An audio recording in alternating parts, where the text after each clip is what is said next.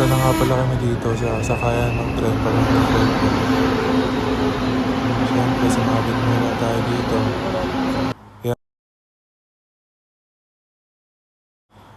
Siyempre, nakababa na kami. Nag-teleport kami ngayon dito. Pababa na kami ng rekto.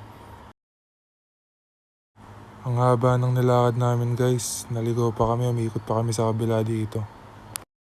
Huminto nga pala muna kami dito sa malapit sa Binondo. Ginutom kami. Bumili kami ng fishball.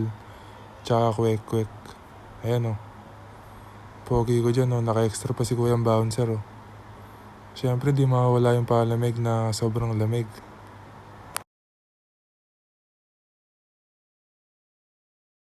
So yun, kakatapos lang namin kumain.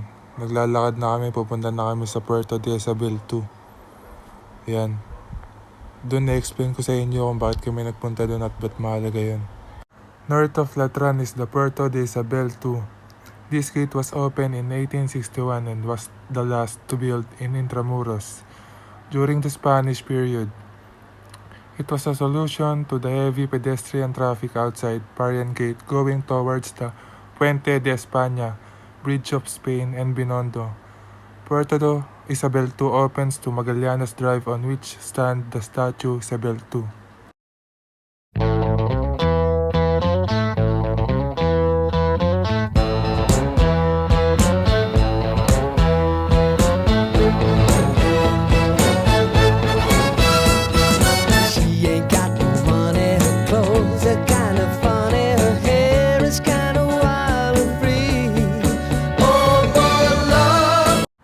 Santa Catalina College is a Roman Catholic private institution that serves co-educational basic and higher education, administered by the Congregation of the Dominican Sisters of Saint Catherine of Siena, a religious congregation affiliated with the Dominican Order located in Sampaloc, Manila. It was originally established by the Siena Sisters in 1706. So yun guys, nakakita na kami dito ng Kalesa. So nandito na kami sa Intramuros. Siyempre naglibot-libot muna kami dito, tapos nagkape kami. Bumili kami dito ng kaping barako. Tapos siyempre pumasok kami sa Barbara's Heritage Restaurant. Bumili kami ng cheesecake. Try nyo dito guys, ang sarap talaga. Tapos dito guys, makakita ka ng elelerang kainan, parang food park lang ang datingan, talagang dito pa lang busog na. So yun guys, halos na kami, punta na kaming Manila Cathedral para magsimba, para mabawas-bawasan yung kasalanan namin. So ayan, nakita pa kami ng Kaleso, kumakaway pa yung ibang nakasakay. So yun guys, malapit na kami dito at explain ko sa inyo kung anong meron sa Manila Cathedral. The Minor Basilica and Metropolitan Cathedral of the Immaculate Conception, commonly known as the Manila Cathedral, is a Roman Catholic minor basilica and the Cathedral Church of the Archdiocese of Manila. It is located in Intramuros, the historic walled city in the Manila, Philippines. It is dedicated to the Immaculate Conception of the Blessed Virgin Mary, the principal patroness of the country.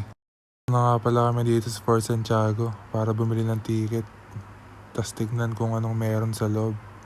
Siyempre, ang unang papasukan namin, dambaan ng Rizal sa Fort Santiago at explain ko sa inyo kung anong meron Brick dito. Barracks, which was first built in the 16th century, has been in a ruined state since its destruction during the Battle of Manila in 1945. Here, Rizal was imprisoned for 56 days from November 3 to December 29, 1896. The entire right wing of this building, which contained his prison cell, was reconstructed in 1953 as a museum and as a shrine dedicated to Rizal. It was renovated in 1998 for the Philippine Independence Centennial and subsequently modernized in 2014. Kita nyo naman, maganda dito. Pinakita pa dito yung blueprint ng mapa na kung anong meron dito sa lugar na to. The current dungeons were originally the fort's powder magazine, which the Spaniards used to store gunpowder. Due to its original purpose as gunpowder storage, the regular flooding of the dungeons to drown its prisoners is clearly a hoax the powder magazine became prison cells from guerrillas and civilians. During World War II.